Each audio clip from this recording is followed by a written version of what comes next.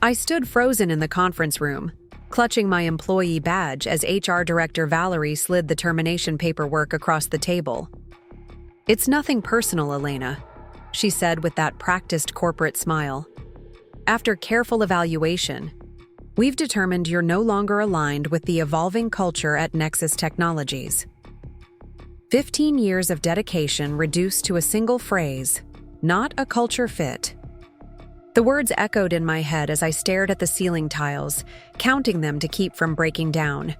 1, 2, 3. My hands trembled as I reached for the pen.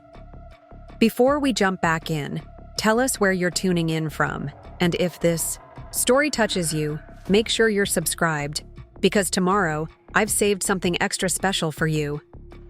The room felt impossibly small, with its glass walls suddenly transparent enough for everyone to see my humiliation. I could feel eyes watching from the bullpen. My team, my friends, people I'd trained and mentored for years.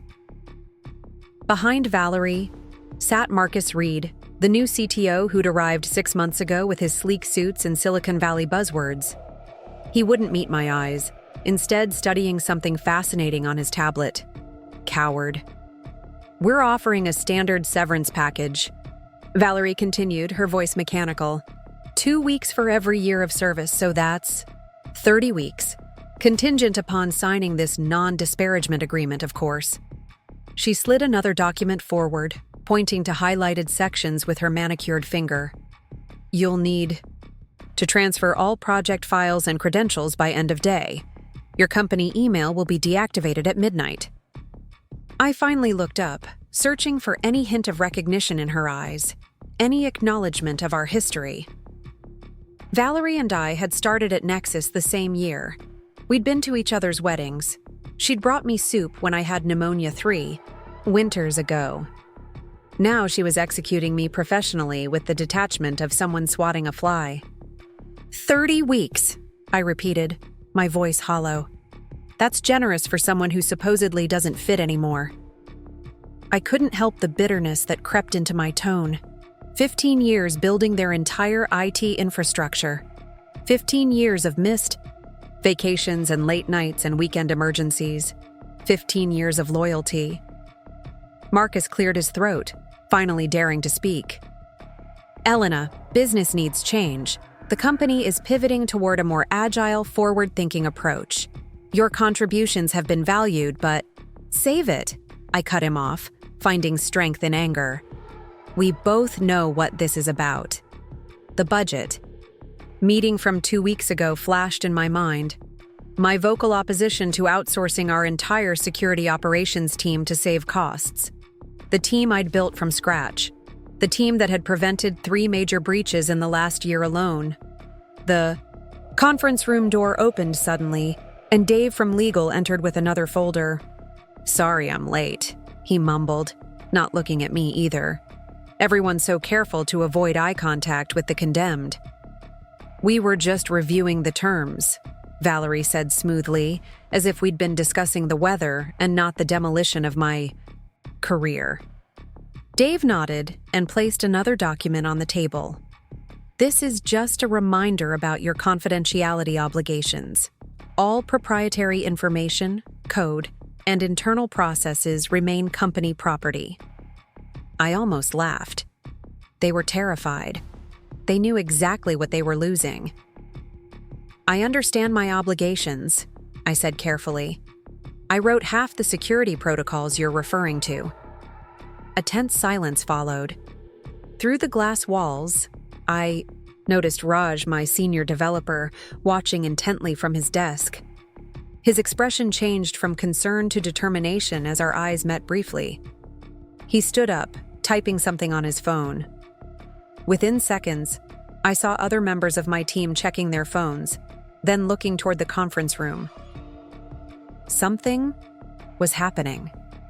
"Do you need time to review the paperwork?" Valerie asked, clearly eager to finish this unpleasant task. I was about to respond when my phone buzzed in my pocket. A message from Raj. "Don't sign anything. We're with you. Check." Slack. Actually, I said, feeling a strange calm settle over me. I think I do need some time, and some water if that's possible. Valerie looked annoyed but nodded. Of course, Dave can get that for you. She glanced at Dave, who reluctantly stood. As Dave left, I discreetly checked my phone under the table. The company's Slack was exploding with messages in a new private channel called Loyalty Matters. My entire department was there, all 23 of them, along with people from other teams. The message pinned at the top, from Raj. They're firing Elena for opposing the security outsourcing. This is our canary in the coal mine. Who's next? Time to take a stand.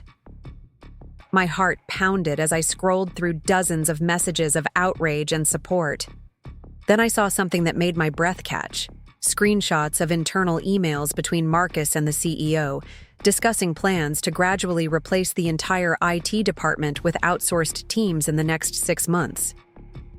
My termination was just the beginning. Dave returned with water just as Marcus received a message on his tablet. His face drained of color. "Excuse me," he said abruptly, standing up. "I need to step out for a moment." Once he left, Valerie's professional demeanor faltered. Slightly. "Elena," she said, leaning forward, "I hope you understand this isn't personal. The decision comes from above." I took a slow sip of water, buying time. "How long have we known each other, Valerie? 13 years? Did you fight for me at all? When they made this decision?" Her eyes flickered with guilt. "Business is business," she said quietly. "We all have jobs to protect." "Yes," I replied, a new confidence in my voice. "We certainly do." The glass door burst open again as Marcus returned, his face flushed. "There's a situation developing," he said to Valerie. "We need to pause this." "What kind of situation?" she asked, confused. Before he could answer, the conference room phone rang. Valerie picked it up, her expression shifting from annoyance to shock. "Right now? But we're in the middle of—" "Yes, sir, we'll be right there." She hung up and gathered her papers quickly. "The CEO wants to see us immediately," she told Marcus. Then to me, "Please wait here, Elena. We'll continue this shortly." They hurried out, leaving me alone in the glass cage. But I didn't feel trapped anymore. Through the transparent walls, I could see my team members standing at their desks, one by one. Some were typing furiously, others were gathering their things. Raj caught my eye and gave a subtle nod. My phone buzzed again with another message. "Check your email, not company." Personal. I opened my Gmail to find an email from Raj with the subject line, "Receipts." Inside were more screenshots, documentation of every time I'd raised security concerns in the past year, along with evidence showing how my warnings had prevented major breaches. There were also emails revealing the true reason for my termination: my refusal to quietly implement the outsourcing plan that would eliminate my entire team. But most shocking was the last attachment, a letter of intent from Meridian Systems, our biggest competitor, offering positions to our entire IT department, by name, with significant increases in salary and benefits. The letter was dated today, time-stamped just 15 minutes ago. Someone had been planning this contingency. As I stared at my phone in disbelief, the conference room door opened again.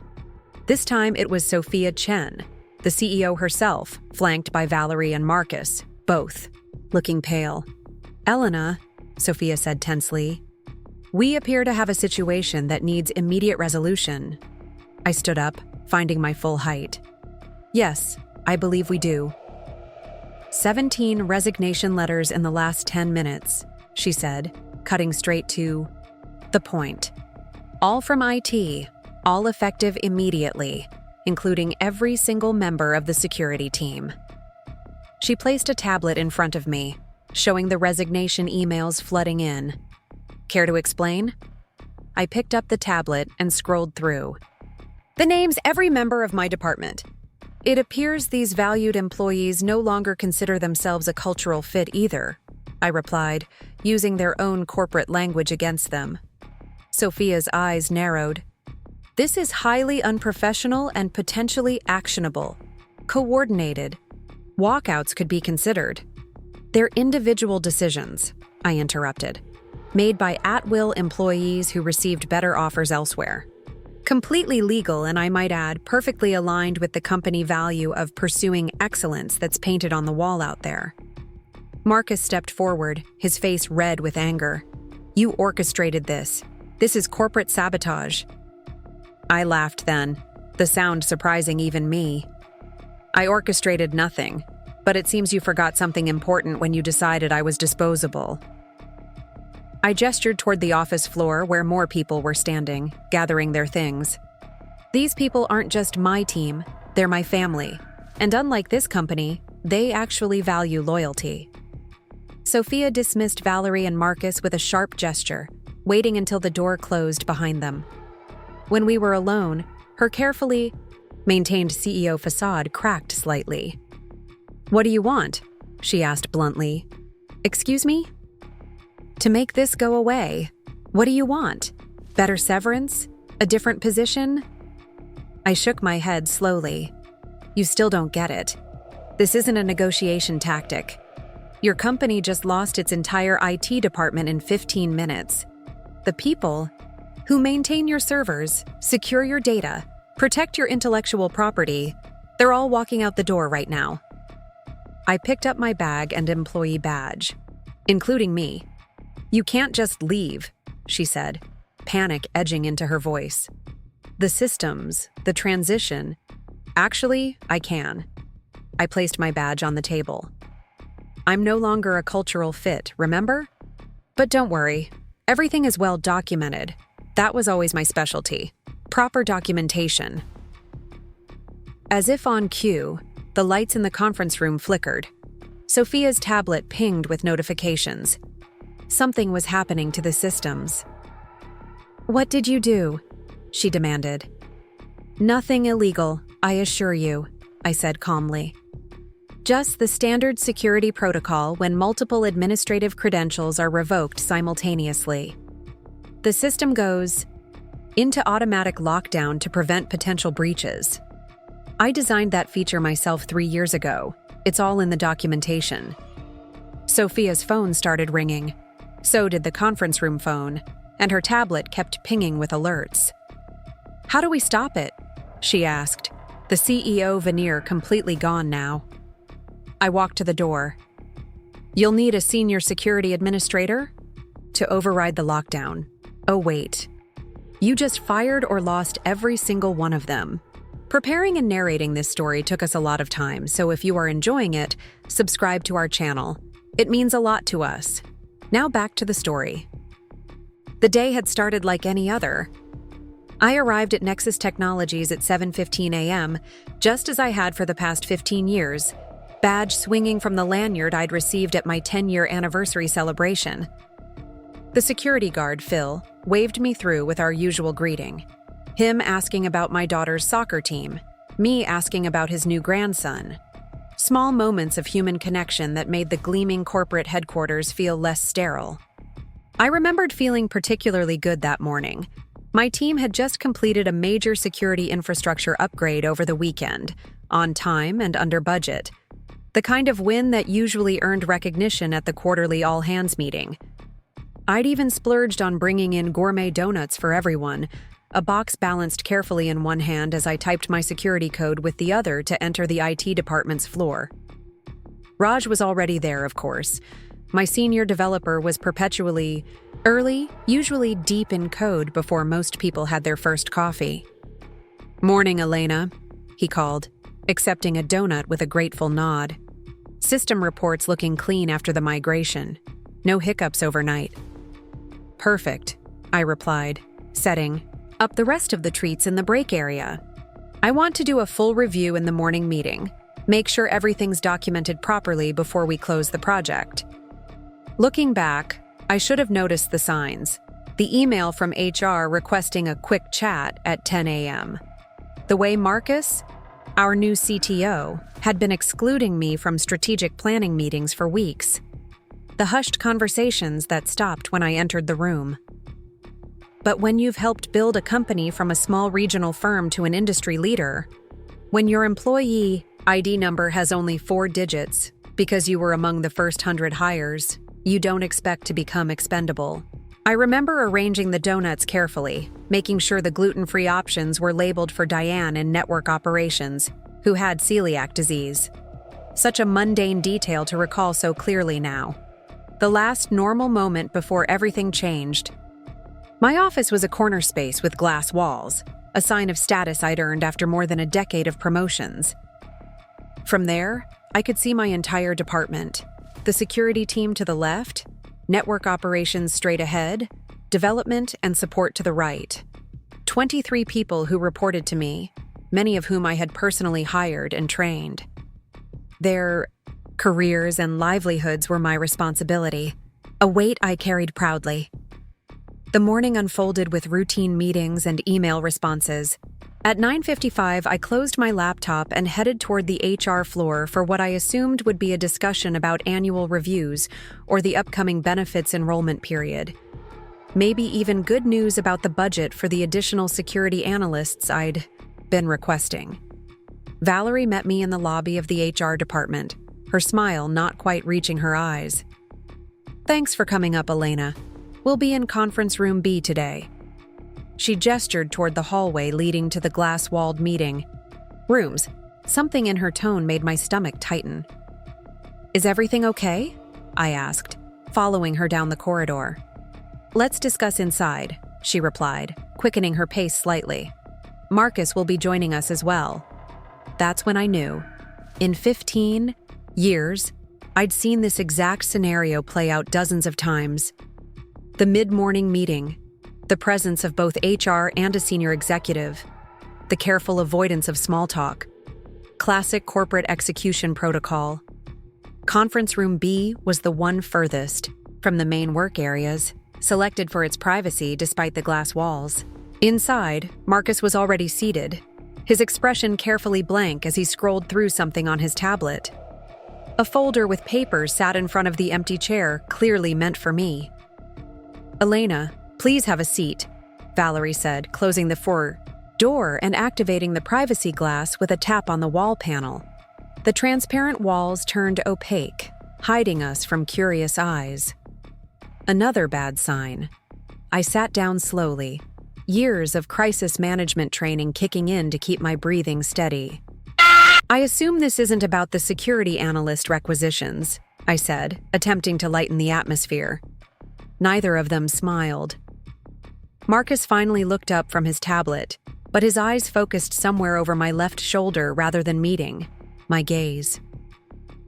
"Elena, we've been evaluating the organizational structure in light of our 5-year strategic plan," he began, using the kind of vague corporate language that always preceded bad news.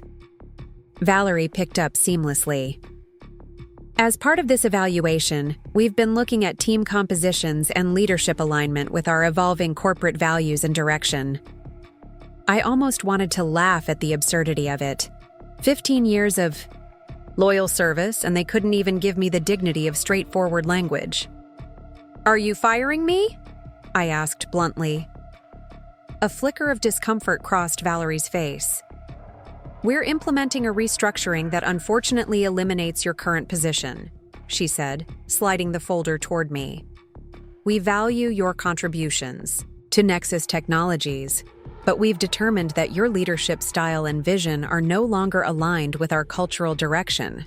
"Not a culture fit," I repeated, the phrase so ridiculous when applied to someone who had helped shape the company's culture from its early days. After 15 years, I suddenly don't fit anymore? Marcus cleared his throat. "Business needs evolve, Elena. The company is moving toward more agile methodologies and cloud-first strategies that require different skill sets and perspectives." I opened the folder, skimming the separation agreement that detailed my severance package and the immediate termination of my employment. "This says my last day is today, effective immediately." "Yes," Valerie confirmed. "Standard procedure for senior IT personnel. Security concerns, you understand." The irony was almost too much. I'd written those very security protocols years ago, designed to protect the company when someone with extensive system access departed. Now they were being used against me. "And my team?" I asked, although I suspected I already knew the answer. Marcus shifted uncomfortably. "The security operations function will be transitioning to a managed service provider. We've signed a contract with Global Secure to handle those responsibilities moving forward. The rest of IT will remain in place under interim leadership while we evaluate structural options." Translation: they were outsourcing the entire security team, the one I'd built from nothing, and the rest of IT would likely follow soon after. Cost-cutting disguised as strategic realignment. "So this is about the budget meeting," I said, the pieces falling into place. 2 weeks ago, I'd strongly opposed Marcus's plan to outsource security operations, presenting data showing how our in-house team had outperformed industry benchmarks for incident response and threat prevention. "You're firing me because I disagreed with you professionally." "This isn't about any single disagreement," Valerie interjected quickly, her eyes darting to Marcus. "This is about overall alignment with company direction." I sat back in my chair, 15 years of memories flashing through my mind. The startup energy of the early days, working weekends to build our first proper data center. The crisis management when we faced our first security breach. The celebrations when we landed major clients. The holiday parties, team outings, late night, pizza during system upgrades. A career's worth of dedication reduced to not a culture fit. "And if I don't sign this today?" I asked, tapping the severance agreement. "The package is contingent upon signing," Valerie explained. "If you choose not to sign, you would still be terminated, but without the 30 weeks of severance compensation." I nodded slowly, processing my options. The room felt impossibly small now, the air heavy with the discomfort of people executing an unpleasant task. Through a small gap in the privacy glass setting, I could see part of the open office area. Raj was standing at his desk, watching the conference room with concern evident even at a distance. My phone buzzed in my pocket, a text message, then another, and another. Normally, I wouldn't check messages during a meeting, but normal courtesy seemed absurd under the circumstances. "Do you need a moment?" Valerie asked, noticing my distraction. "Yes," I said firmly. "I think I do." As they stepped outside to give me privacy, I pulled out my phone. Messages were flooding in from my team members. They knew something was happening. In a company built on gossip and politics, news traveled fast. The first message was from Raj. "What's going on?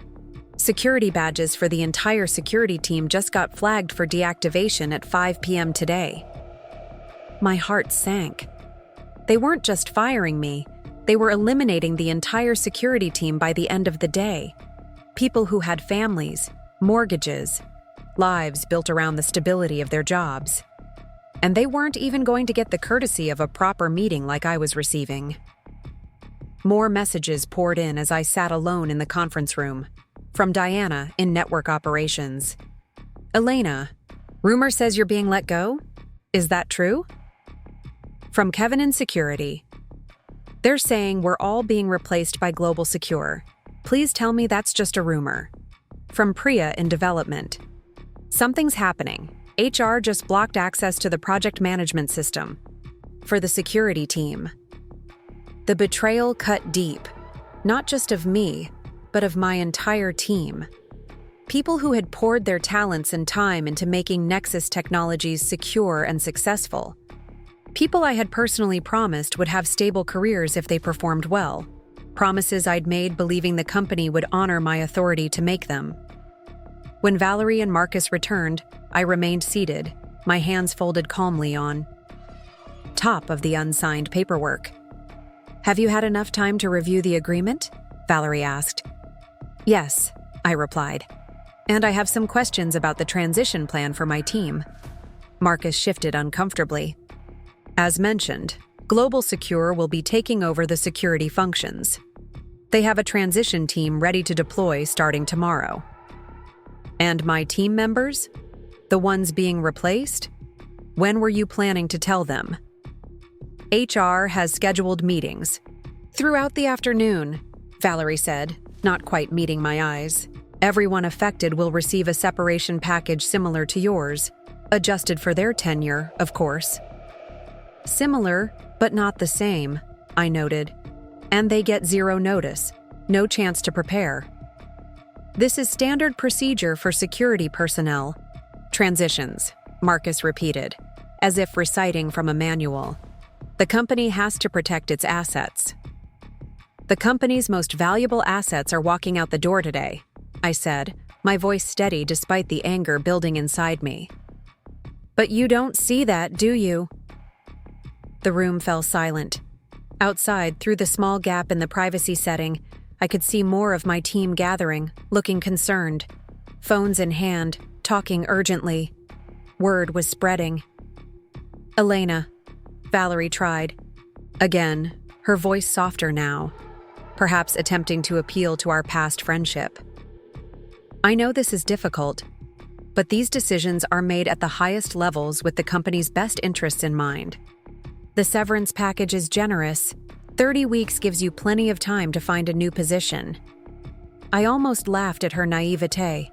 Do you really think this is just about me? About money? You're dismantling an entire department of specialized professionals who have institutional knowledge you can't replace. Knowledge that's keeping this company secure right now. Marcus's expression hardened. Global Secure is an industry leader with thousands of clients. They have processes and technologies that will enhance our security posture. They have cookie-cutter solutions designed for generic environments, I countered. They don't know our custom infrastructure, our proprietary systems, or our unique threat landscape. They haven't spent years building relationships with every department head to understand their specific security needs. That's why there's a transition plan, he insisted. A transition plan that starts with firing the entire team who would need to execute that transition, I pointed out. Brilliant strategy. My phone buzzed again insistently, multiple messages in rapid succession. I glanced down to see another text from Raj. Emergency. Don't sign anything. Check your personal email now. I need a moment, I said again, standing up abruptly. Bathroom. Valerie looked like she wanted to object but nodded reluctantly. Of course. We'll wait. In the privacy of the bathroom stall, I opened my personal email to find a message from Raj with the subject line, "Urgent, they're lying." The email contained screenshots of internal communications between Marcus, the CEO, and the board of directors, dated over 2 months ago. Communications outlining a plan to systematically outsource the entire IT department in phases, starting with security operations. The emails discussed the potential obstacle of my opposition to outsourcing and the need to remove me before implementing the larger plan. Most damning was an email from Marcus to the CEO. Elena's team is too loyal to her. If we move against her, we risk losing key personnel. Recommendation: terminate her first with immediate effect, then move quickly to transition security before the rest of IT understands the full scope of changes. They had planned this all along. My termination wasn't about cultural fit or strategic alignment. It was a calculated first step in eliminating my entire department. And they knew my team's loyalty would be a problem. As I stared at the evidence, another email came through from Raj. We've all seen these now. The entire IT department. We won't let this happen. Come back to the conference room. Trust me. I returned to find Valerie looking anxious and Marcus on his phone, his expression growing increasingly alarmed. Something had shifted in the power dynamic. Is everything all right? I asked innocently as I sat back down. Fine, Marcus said curtly, putting his phone away. Let's finish this up. Have you decided whether you'll be signing the agreement today? Before I could answer, his phone rang again. This time, he checked the screen and blanched visibly. "I need to take this," he said, stepping outside quickly. Valerie and I sat in uncomfortable silence. Through the gap in the privacy screen, I could see increased activity on the office floor. People moving around, gathering in groups, looking at their phones. "What's happening out there?"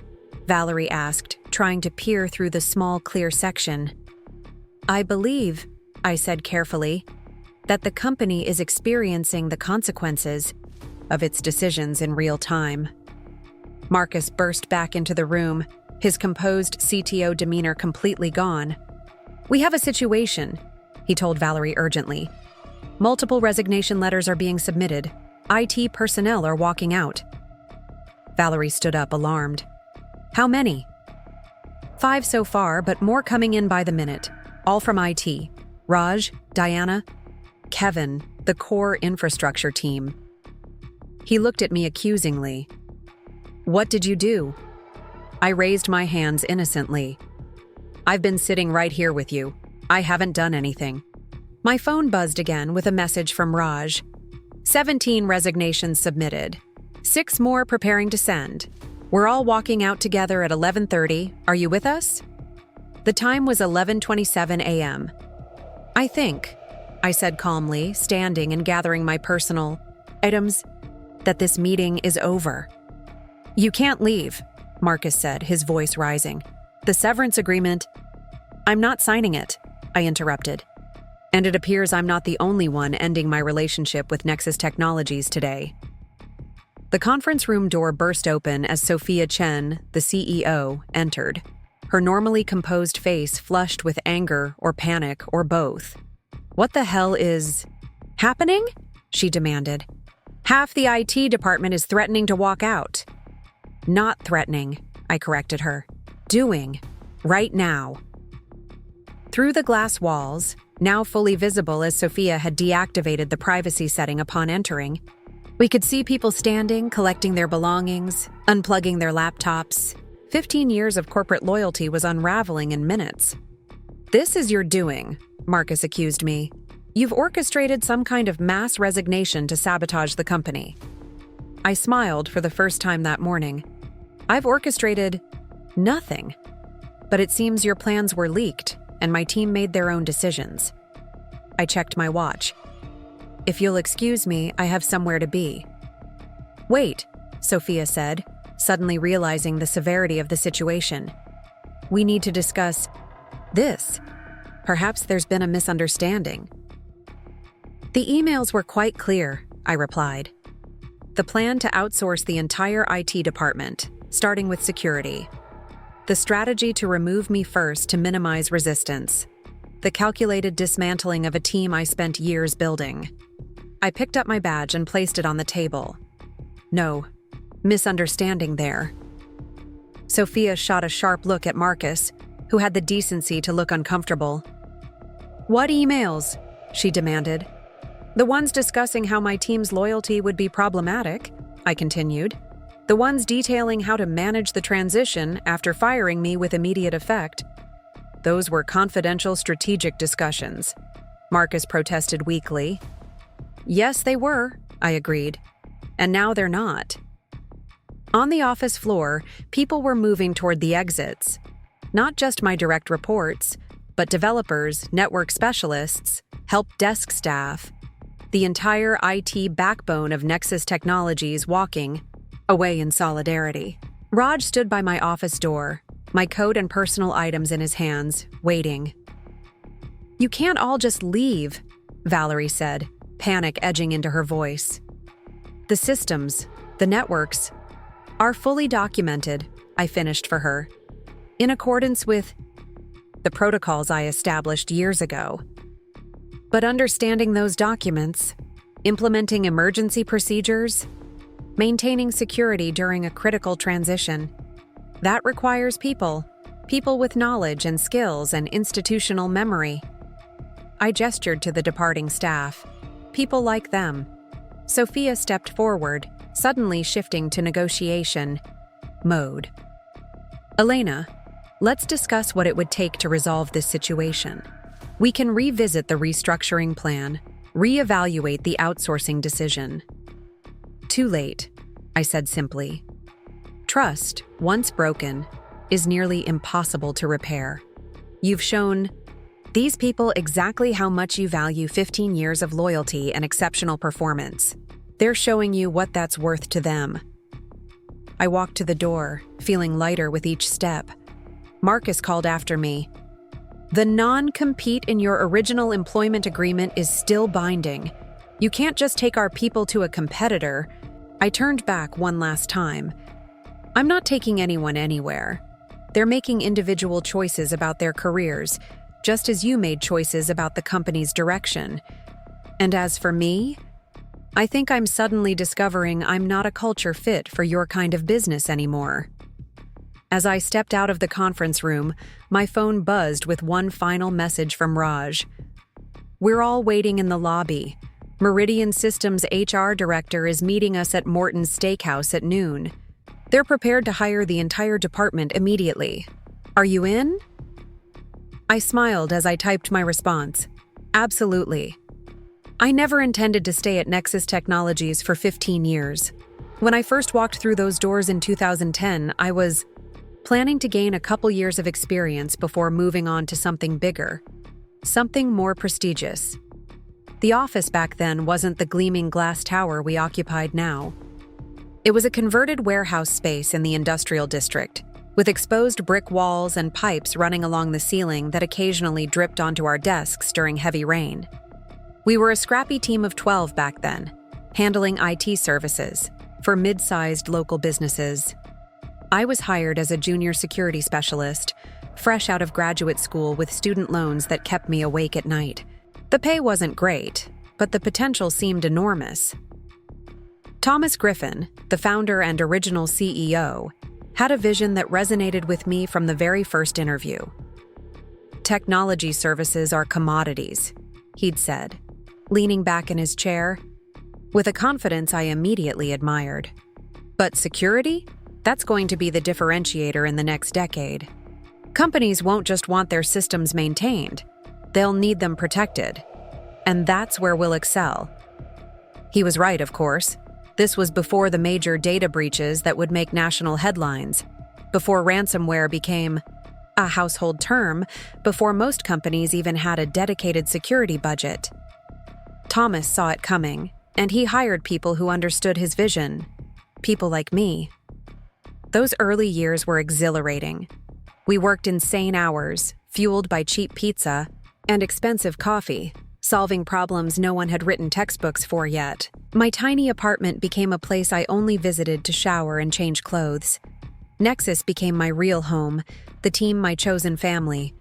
Michael Chen, Sophia's father, and the original founder alongside Thomas, would sometimes join our late-night work sessions, bringing Chinese takeout and stories from his early days in technology. Build something that lasts, he would tell us. Money comes and goes. But if you build something of real value, something that solves real problems, the success will follow naturally. We believed him because he lived those values. When a major, potential client tried to poach me after only 6 months at Nexus, offering nearly double my salary, Michael personally convinced me to stay. He didn't match the offer. The company couldn't afford it then, but he promised me a future worth more than money. Ownership stakes, a chance to help shape something significant, a culture where loyalty and contribution would always be valued. This company will reward the people who build it, he promised, not just with compensation, but with respect, with a place where your work matters and your voice is heard. 6 months later, he promoted me to security team lead with a substantial raise and my first stock options. It felt like validation, like I'd made the right choice investing my future in Nexus. And for many years, that promise held true. We grew steadily, attracting larger clients, expanding our services beyond the local market. My team expanded from just me to 3 people, then 7, then 12 dedicated security specialists. I met Craig during this growth period, when we landed our first major healthcare client. He was their IT director, impressed by the security framework I'd designed for their patient data. We started with professional lunches discussing encryption protocols, which somehow evolved into dinner conversations about our favorite sci-fi, authors, and eventually weekend hikes where we talked about everything and nothing. 9 months later, we were engaged. Nexus catered the wedding. The real transformation began in 2015, when Michael secured our first round of significant outside investment. We moved from the leaky warehouse to a proper office building downtown. The team doubled in size within 6 months. My security department became recognized as an industry leader, especially after we detected and stopped an advanced persistent threat targeting several of our financial sector clients, an achievement that brought us national attention and a flood of new business. Thomas stepped down as CEO that year, handing the reins to Michael, who promoted me to Director of Information Security with a seat on the executive leadership team. At 32, I was the youngest executive and one of only 2 women in senior leadership. The responsibility was enormous, but I thrived on the challenge. "You've earned this," Michael told me during our quarterly planning retreat. Not just through technical excellence, but by embodying the values that make Nexus special. You solve problems others don't even see coming. You build teams that would follow you anywhere. He was right about the team loyalty. I hired carefully, looking beyond technical credentials to find people with the right mindset, curious, collaborative, committed to constant improvement. I fought for competitive salaries when I could, and when budget constraints made that impossible, I found other ways to build loyalty. Flexible schedules for parents, advanced training opportunities, public recognition for achievements, a culture where midnight emergency responses were met with compensatory time off, and personal thank you notes. Sarah was born in 2016, transforming my life in ways I could never have anticipated. Motherhood brought a new perspective to my work, a heightened awareness of both vulnerability and strength. Craig took on the role of primary caregiver, his consulting work offering the flexibility mine couldn't. He'd bring Sarah to the office for lunch visits, and my team would take turns holding her, making silly faces, proudly claiming the roles of honorary aunts and uncles. The company culture supported this family integration in those days. When I returned from maternity leave, Michael had a small nursery space constructed adjacent to my office, a gesture that meant more to me than any bonus could have. Nexus grows when our people grow, he explained simply. Your family is our extended family now. The IPO in 2018 changed everything. Suddenly, we weren't just a successful private company. We were a publicly traded entity with quarterly earnings expectations and shareholders demanding consistent growth. The pressure was intense, but initially, the culture held steady under Michael's leadership. We celebrated when the stock price hit $50, then $75, then briefly touched $100 during a market surge in 2019. My team expanded again as cybersecurity became a primary selling point for our services. We developed proprietary threat detection systems that outperformed industry standards. I was invited to speak at major conferences, author white papers, serve on advisory boards. Headhunters called regularly with tempting offers, but I remained loyal to Nexus. This was where I'd built my career, my reputation, my professional family. The pandemic in 2020 presented unprecedented challenges. Overnight, our entire client base went remote, creating security vulnerabilities that kept my team working around the clock. I converted our dining room into a command center, balancing crisis management with helping Sarah navigate kindergarten on Zoom.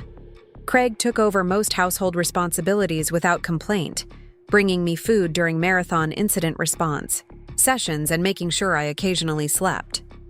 We not only survived those chaotic months, we thrived. My team developed innovative solutions for secure remote work that became new product offerings. Revenue actually increased as companies realized their digital infrastructure was now their primary business lifeline. The board recognized our contributions, with performance bonuses and additional stock options. I used mine to finally pay off those student loans and start a college fund for Sarah. Michael's retirement announcement in early 2022 sent shockwaves through the company. He was only 62, but health concerns and a desire to spend time with his grandchildren prompted the decision.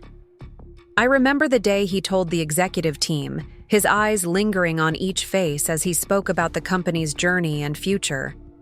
"I'm entrusting Nexus to all of you," he said, "but especially to the ones who've been here since the beginning, who understand what makes this place special, who will protect the culture we've built together."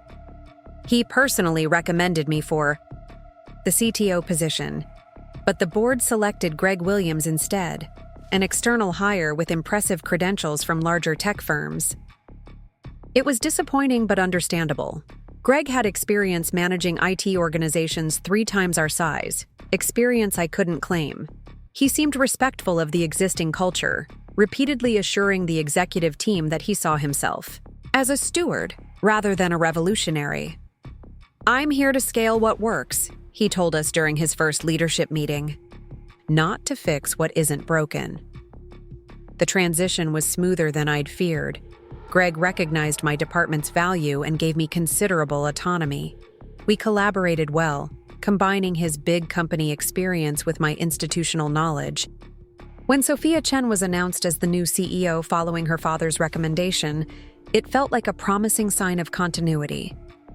She'd grown up with the company, understood its history, had worked in various departments during summer breaks throughout college and business school.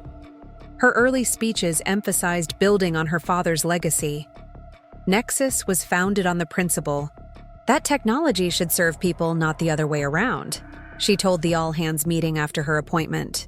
That includes our clients and our employees. We'll grow and evolve, but never at the expense of the values that brought us this far. I believed her. We all did. The first subtle shifts began about 6 months into Sophia's tenure. New executives joined from competitors and larger corporations, bringing different perspectives and priorities. Board meetings became more focused on growth metrics and cost efficiencies. The quarterly all-hands meetings stopped featuring employee recognition segments and instead centered entirely on financial performance. Greg left suddenly in late 2023, citing personal reasons that later turned out to be a better offer from a major tech giant.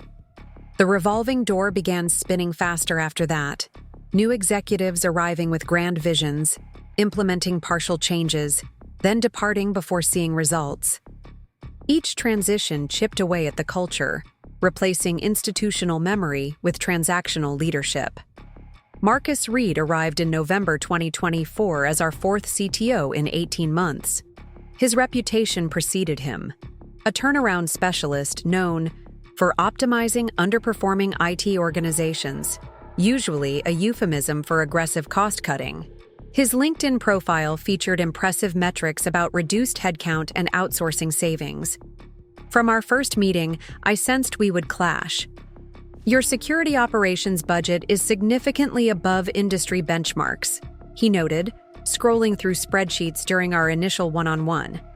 "We could achieve comparable outcomes with more efficient resource allocation." "Our outcomes aren't comparable to industry benchmarks," I countered. "They're significantly better. Our threat detection rates, response times, and prevention metrics all substantially outperform the sector averages." He smiled thinly. "Excellence is commendable, but the question is whether the premium performance justifies the premium cost." That conversation established the pattern for our relationship. Me advocating for investment in people and capabilities. Him relentlessly focused on cost structures and metrics. Initially, I believed I could convince him with data, with case studies, with the tangible results my team consistently delivered. I created detailed presentations comparing our performance to outsourced alternatives, highlighting the institutional knowledge my team possessed that couldn't be replicated by external providers. The executive leadership meetings became increasingly tense. Where once we'd had collaborative discussions about balancing short-term results with long-term value creation, Now the focus was exclusively on quarterly numbers. People who raised concerns about sustainability or cultural impact were labeled as resistant to change or not aligned with current priorities. I witnessed respected colleagues being sidelined or pushed out, always with the same generic explanation: not aligned with our evolving culture. The phrase became a running joke among the remaining old guard, a euphemism for anyone who questioned the new direction or referenced the company's original values. Craig noticed the toll it was taking. "You're not sleeping," he observed one night, finding me at the kitchen table at 2 a.m. reviewing security reports. "And when you do sleep, you grind your teeth. I can hear it from the other side of the bed." "It's just a challenging transition period," I assured him, not entirely believing it myself. "Every company goes through phases. The pendulum will swing back eventually." "And if it doesn't?" he asked quietly. I had no answer then. 15 years of my professional life were invested in Nexus. My identity was intertwined with the company and the department I'd built. The thought of starting over somewhere else at 43 was terrifying, not just professionally, but personally. My team relied on me. We'd been through countless challenges together. I couldn't abandon them to an uncertain fate. The breaking point came during the quarterly budget review in April 2025. Marcus presented his IT Transformation Initiative, a bland title concealing a brutal restructuring plan. The presentation outlined phased outsourcing of multiple IT functions, starting with security operations, progressing through network management, and eventually including application development and support. Only a small strategic oversight team would remain in-house. "This approach will generate approximately $14.2 million in annual savings," Marcus concluded, displaying a graph with impressively ascending profit projections, with minimal impact on operational capabilities. The room was silent for a moment after his presentation. The CFO looked pleased. Sophia appeared thoughtful but non-committal. The other executives studiously avoided eye contact with me. They knew what this meant for my team, for the people who had dedicated years to building Nexus's reputation for excellence. "I have some concerns," I said finally, my voice steadier than I felt. "This plan prioritizes short-term cost savings over long-term value creation and risk management. Our security team doesn't just execute standard protocols. They understand our unique technology stack, our client requirements, our compliance obligations. That knowledge can't be transferred in a few transition meetings." Marcus smiled, with rehearsed patience. "Global Secure manages security for organizations much larger and more complex than ours. They have standardized processes that actually reduce risk by eliminating the variability inherent in personalized approaches." "Standardized processes are exactly the problem," I countered, feeling my professional calm slipping. "They make you predictable to threat actors. Our custom security architecture is specifically designed to be unique and therefore more difficult to penetrate." The discussion devolved from there, becoming increasingly technical and increasingly heated. I presented case studies of companies that had suffered breaches after outsourcing security. Marcus dismissed them as anomalies and outdated scenarios. The other executives watched the tennis match of arguments with varying degrees of discomfort. Finally, Sophia intervened.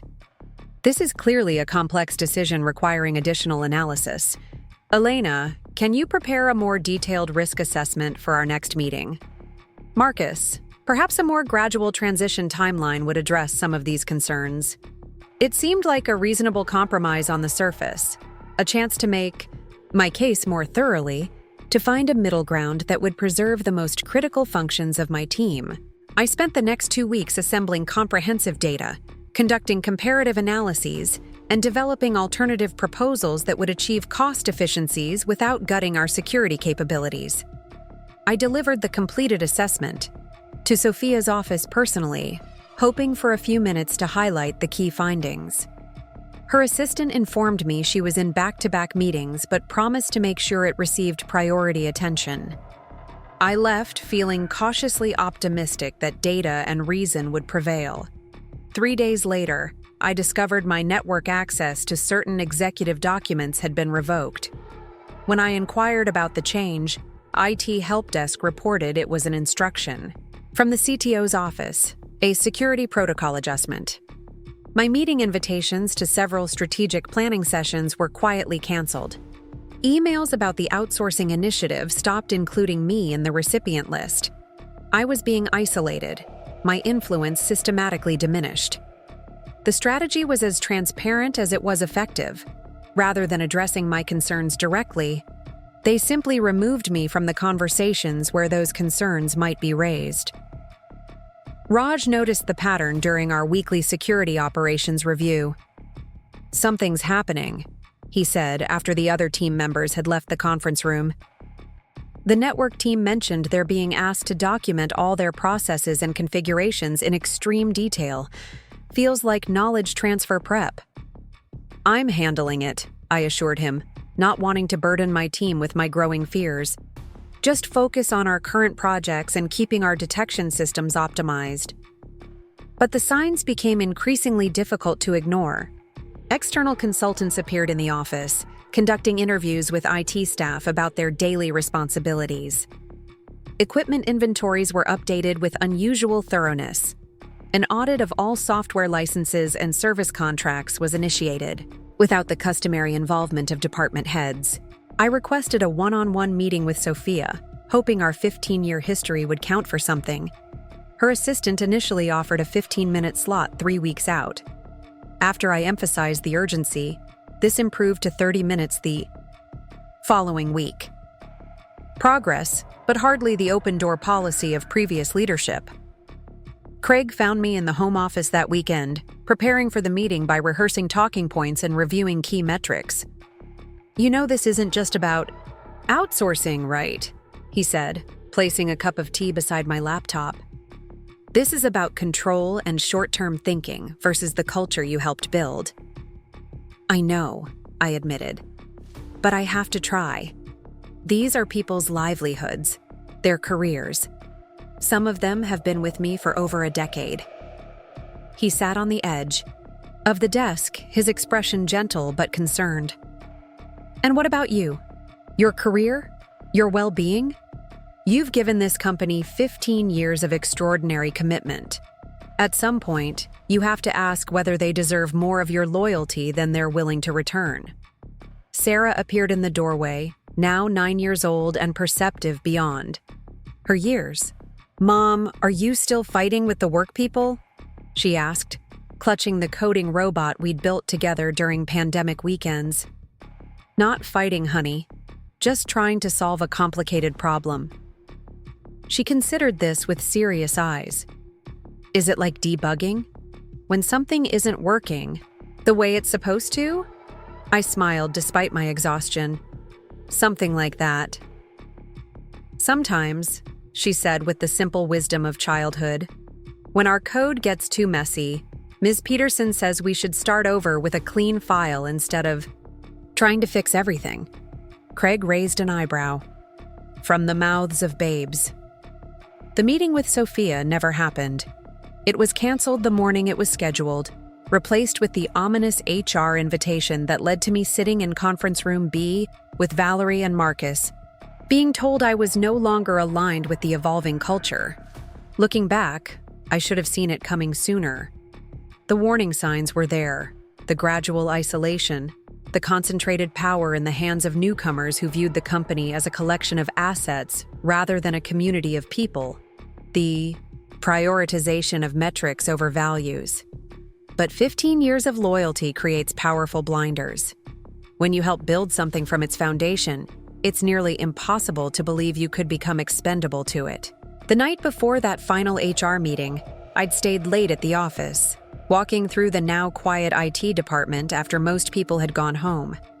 Desks that had once been occupied by faceless contractors now held photos of families, personality revealing, desk toys, evidence of lives intertwined with this workplace. Raj was still there, as he often was, debugging a particularly challenging issue with our threat detection system. "You should go home," I told him. "This will still be here tomorrow." He looked up with tired eyes. "Probably. But you know how it is. Once you're deep in the code, sometimes it's easier to keep going than to try starting fresh." I nodded, understanding completely. "Just don't burn yourself out. The company needs that brain of yours functioning at full capacity." "The company," he said with unusual seriousness. "Or the people in it?" "Both, ideally," I replied.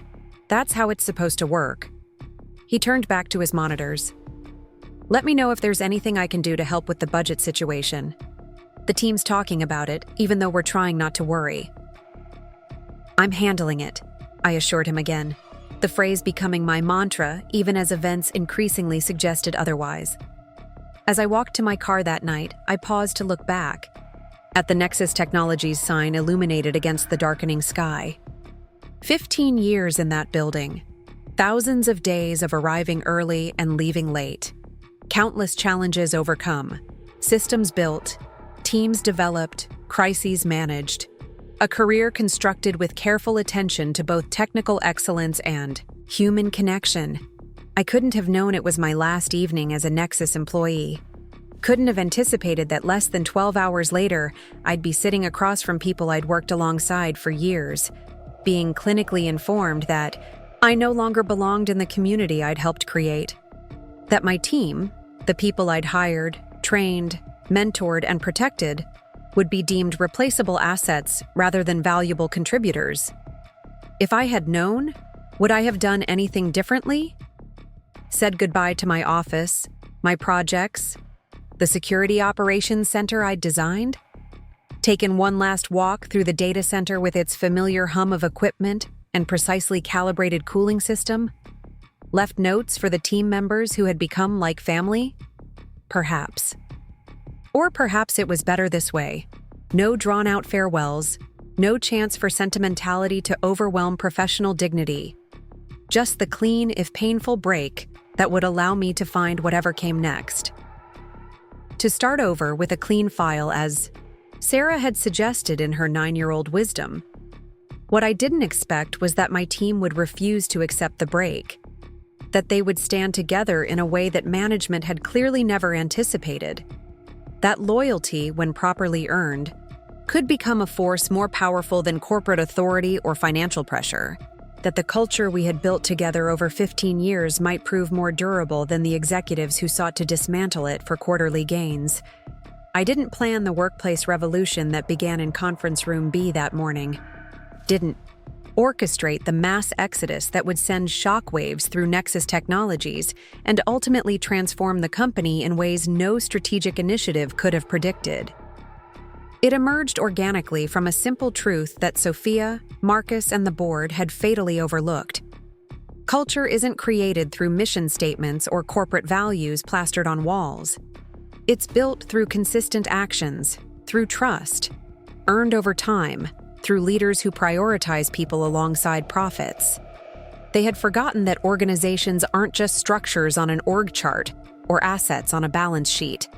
They're human systems, complex networks of relationships, trust, and shared purpose. And when you damage those networks carelessly, the consequences can unfold with surprising speed and force. As I sat in that conference room, listening to Valerie explain why 15 years of exceptional performance had suddenly rendered me obsolete, I felt something unexpected beneath the hurt and anger. A calm certainty that whatever happened next, it would reveal the true nature of the company Nexus had become. And perhaps, in that revelation, there might be an opportunity for something better to emerge. For me, for my team, and maybe even for the organization that had forgotten its own founding principles. The tension in Conference Room B crystallized the moment I decided not to sign their severance agreement. Something shifted in the atmosphere, a recalibration of power that neither Valerie nor Marcus seemed to fully grasp yet. I stood up, smoothing my blazer with deliberate calm, and gathered my personal items while they exchanged concerned glances. Elena, I strongly advise you to reconsider, Valerie said, her HR director voice slipping into something more personal, almost pleading. 30 weeks of severance is extremely generous. The industry standard is far less. I appreciate your concern, I replied, surprising myself with how steady my voice sounded. But I won't be signing today. Marcus leaned forward, his expression hardening. Without a signature, you forfeit the entire package. You're walking away from nearly 8 months of salary. That's an emotional decision, not a rational one. I almost laughed at his assessment. If only he knew how carefully I was controlling my emotions at that moment, how every word, every movement was calculated to project professional composure, while inside I was cycling through rage, betrayal, and an unexpected sense of liberation. On the contrary, I said, meeting his gaze directly, it's an entirely rational decision based on complete information, which is something you haven't provided to the board or the executive team regarding your outsourcing plans. His eyes widened slightly, the first crack in his polished executive veneer. I don't know what you think you know, but... The conference room door swung open, interrupting whatever carefully crafted denial he was about to offer. Sophia Chen entered, her normally immaculate appearance showing subtle signs of stress. A loose strand of hair, slightly smudged lipstick, the top button of her designer blazer fastened incorrectly. "What's happening out there?" she demanded, without preamble. "Why are IT staff leaving their desks?" Before either Marcus or Valerie could respond, another figure appeared in the doorway behind Sophia. Dave from legal, his face flushed from what appeared to be a sprint across the office. "Ms. Chen, we have a situation developing.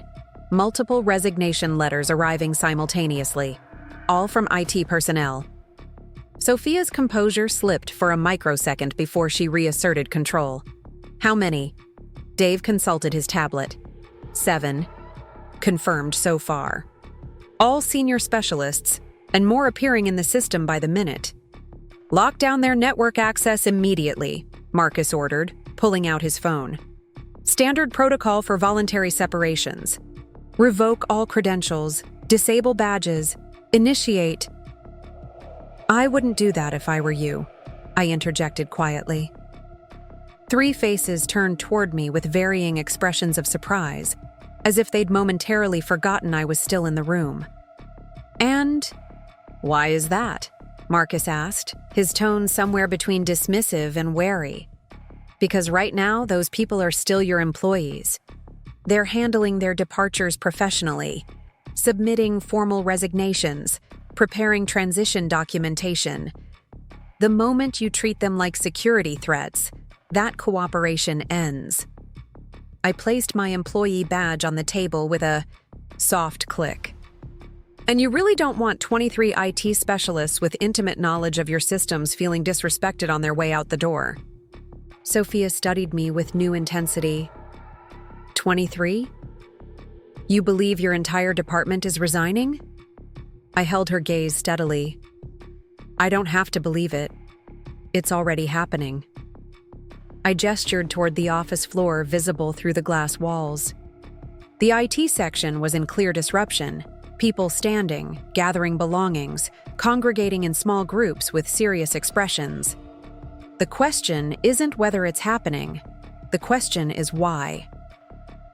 "This is clearly coordinated," Marcus said, his voice rising. "A deliberate attempt to sabotage company operations. This could be construed as..." "Careful," I interrupted again. "What you're about to allege could be considered defamatory. These are individual employment decisions being made by professionals who have options in a competitive job market. Nothing more." Dave from legal shifted uncomfortably. "She's right. We can't prove coordination or intent to harm the company. At-will employment works both ways." Sophia dismissed Marcus and Dave with a sharp gesture. "Give us the room. Now." Once they had left, closing the door behind them, she turned to Valerie. "You too. I need to speak with Elena privately." Valerie hesitated, glancing between us as if unsure which executive authority currently outranked the other. "The severance agreement. I'll handle it," Sophia said firmly. "Please." When we were alone, Sophia's professional mask dropped. Slightly. She sank into the chair Marcus had vacated, suddenly looking younger and less certain than the polished CEO persona she typically projected. For a moment, I glimpsed the person I'd known years ago. Michael Chen's daughter, who had interned in various departments during college breaks, who had once asked me for career advice over coffee. "What the hell is happening, Elena?" she asked, her voice lower, more personal. One minute I'm in a budget meeting, the next I'm told my entire IT department is walking out en masse. I remained standing, maintaining whatever small advantage that position afforded. They found out about the outsourcing plan. The real plan, not the phased transition being presented to the board, but the complete elimination of the in-house IT function over the next 6 months. Her expression flickered, surprise, then something harder to read. And how exactly did they find out about plans that haven't been finalized or announced? The same way I did. Marcus wasn't as careful with his documentation as he should have been. I paused, watching her closely. Though I suspect you already knew that. She didn't deny it directly, which was answer enough. Those were preliminary scenarios, Elena. Options being evaluated, not decisions set in stone. The language in those documents didn't sound preliminary. Neither did the detailed implementation timeline or the vendor contracts already being negotiated. I leaned against the conference table, suddenly tired of the corporate doublespeak. "Look, you don't owe me an explanation. You're the CEO. You get to make these decisions. But you don't get to be surprised when people react to them." Her eyes narrowed slightly. "So this is what, revenge? You orchestrate a mass resignation to punish the company for making a business decision you disagree with?" "I orchestrated nothing," I said firmly. "Your people made their own choices based on information that became available to them. Information about how the company values, or doesn't value, their contributions and their futures." "That's hard to believe," she countered.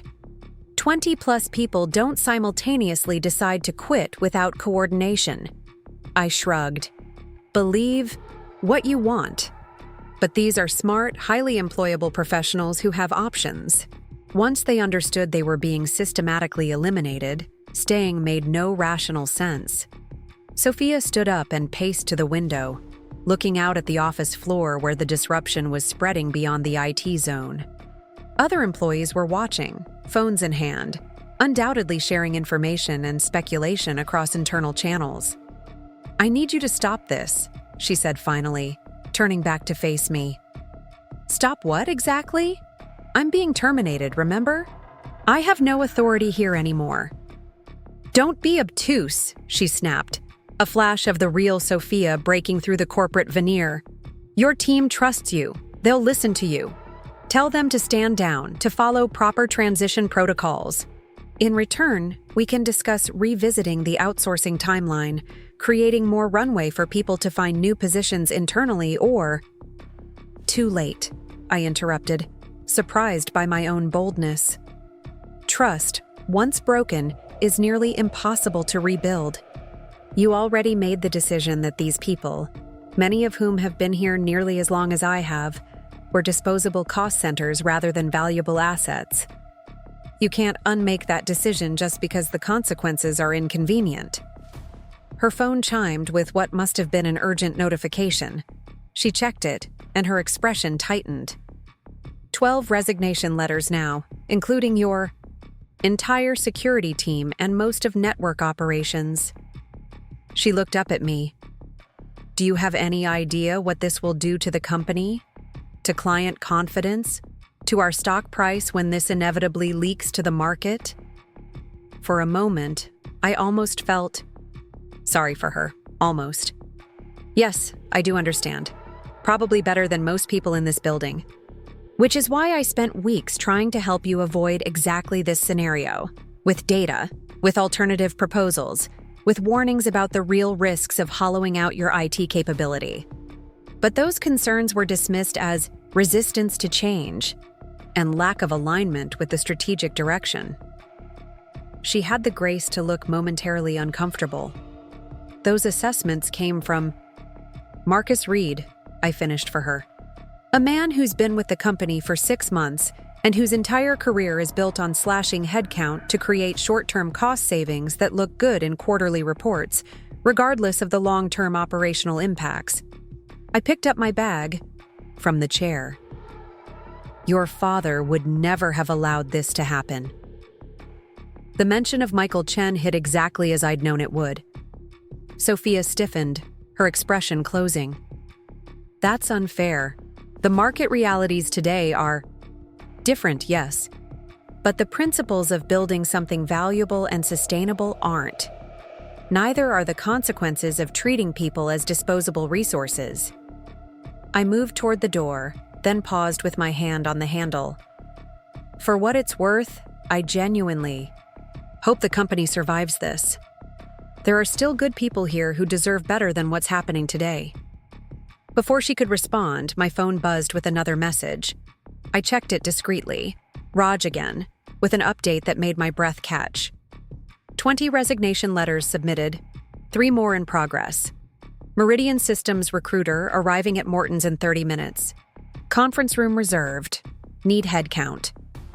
Sophia was watching me closely. Another coordination message from your team that you supposedly aren't directing? I pocketed my phone without responding directly. You should probably be concerned with your immediate operational continuity right now. In about 15 minutes, you're going to lose access to critical security and network management systems when the admins with master credentials walk out that door. I suggest focusing on that rather than trying to assign blame. As if on cue, the conference room phone rang. Sophia answered it, listened for a moment, then closed her eyes briefly as if gathering strength. I understand. No, don't do that. Yet. I'll be right there. She hung up and looked at me with new intensity. The CIO just arrived and is being briefed about the situation. He's suggesting we initiate emergency security protocols, including calling in law enforcement for potential cyber sabotage concerns. I couldn't help but laugh, though there was no humor in it. William always did have a flair for the dramatic, but that would be a catastrophic overreaction that would turn an orderly, if unexpected, personnel situation into a full-blown corporate crisis. These people aren't criminals or saboteurs. They're professionals making employment decisions. Then help me manage this, she said, sounding more like a request than an order now. Work with William on a transition plan. We can revisit your termination, discuss a retention package, whatever it takes to stabilize the situation. It was tempting, more tempting than I wanted to admit. 15 years of identity wrapped up in this company made walking away harder than I'd anticipated. But something fundamental had broken today, something that couldn't be repaired with hasty promises or financial incentives. I appreciate the offer, I said carefully, but I think we're beyond that point now. Before she could respond, the door opened again and William Chen, the CIO and Sophia's cousin, burst in. We have a serious situation developing, he announced, either not noticing or not caring that he was interrupting. Multiple administrator credentials being deactivated simultaneously, security protocols triggering automatic lockdowns, client portals going into restricted access mode. That's the standard security response, I explained calmly. When multiple privileged users have their access terminated in a short time frame, the system interprets it as a potential coordinated attack and initiates protective measures. It's designed to prevent exactly the kind of scenario you're worried about: disgruntled employees causing damage on their way out. William turned to me, seeming to notice my presence for the first time. You're behind this. This is corporate sabotage. I met his accusation with professional calm. This is proper security architecture functioning as designed. Your security team did excellent work implementing these protections. The same team you were planning to eliminate through outsourcing. I addressed Sophia rather than William. The system will automatically stabilize in about 24 hours, or it can be manually overridden by someone with appropriate authority using the emergency management console. And who has that authority? Sophia asked, already seeming to know the answer. Primarily me, as Director of Information Security. Secondarily, the two senior security administrators, Raj Patel and Diana Chen. I allowed myself a small, mirthless smile. All three of us are either terminated or resigning. William's expression shifted from anger to something approaching panic. This is outrageous. We should call the FBI's cybercrime division immediately. That would be an extraordinarily bad idea, I replied evenly. Nothing illegal is happening here. The security systems are functioning exactly as they were designed and approved by the board's risk committee 3 years ago. Calling in federal authorities would create a public incident that would require SEC disclosure, trigger client notification requirements under our service agreements, and probably send the stock into freefall. I glanced at Sophia. Not to mention generating the kind of publicity that no amount of PR spin could salvage. Sophia raised a hand to silence William before he could escalate further. What's the alternative? We can't have critical systems locked down for 24 hours. I considered my response carefully. The power dynamics in the room had shifted dramatically in the last 15 minutes. I was no longer the one being terminated. I was the one with knowledge they desperately needed. I can help stabilize the systems before I leave, I offered. Provide a controlled deactivation of the emergency protocols. Document the override. Procedures.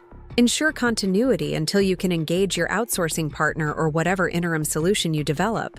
But I'll need some assurances in return. What kind of assurances? Sophia asked warily. Nothing unreasonable. No retaliation against departing employees.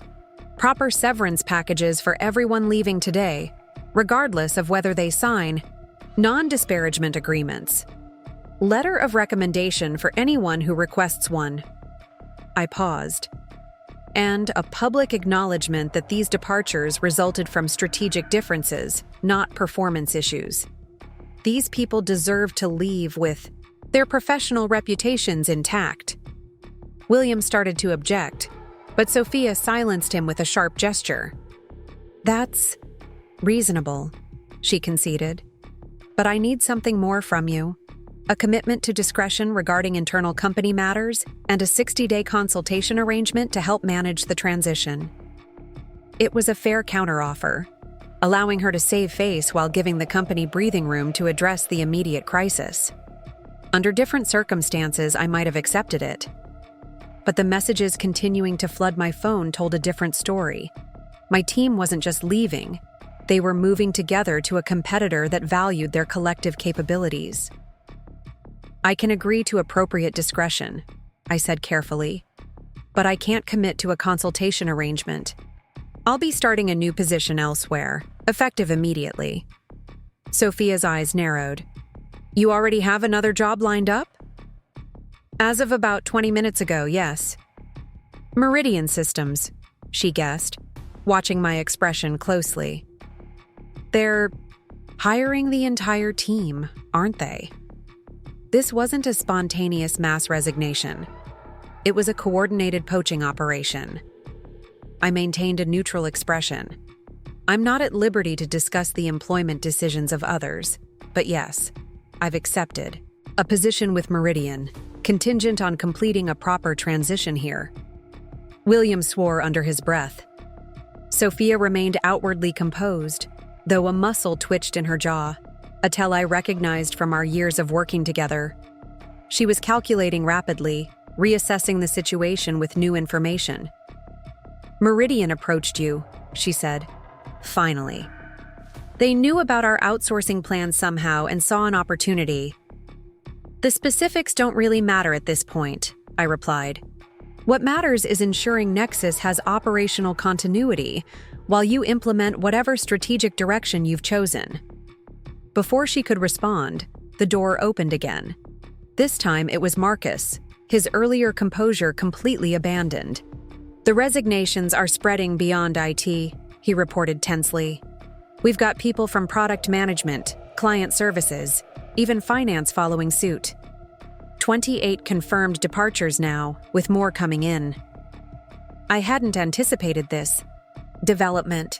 My team, yes. We had worked closely together for years, built relationships of mutual trust and respect. But other departments? That suggested the dissatisfaction ran deeper than I'd realized. Sophia absorbed this news with remarkable outward calm, though her hands gripped the back of the conference chair so tightly her knuckles whitened. "Thank you, Marcus. Please give us the room again." Once he had gone, she turned back to me. "This is bigger than a department-level issue now." "Yes," I agreed. "It appears to be a company culture issue. Exactly what I've been trying to tell you for months." She didn't acknowledge that directly. Instead, she asked, "What would it take to keep you here? Not just as a consultant, but to rebuild. Name your terms." The question caught me off guard. After everything that had transpired that morning, a reversal this complete seemed almost surreal. "Why would you want me to stay? An hour ago I was no longer a cultural fit." "Because I'm not an idiot," she replied bluntly. "Whatever I think about how this situation has unfolded, you clearly have the loyalty of not just your team, but influential people across the organization. That kind of leadership capital isn't easily replaced." It was tempting. So tempting. I almost wavered. The chance to rebuild on my terms, to preserve what I'd spent 15 years creating. But the trust was broken, and not just between me and the executive leadership.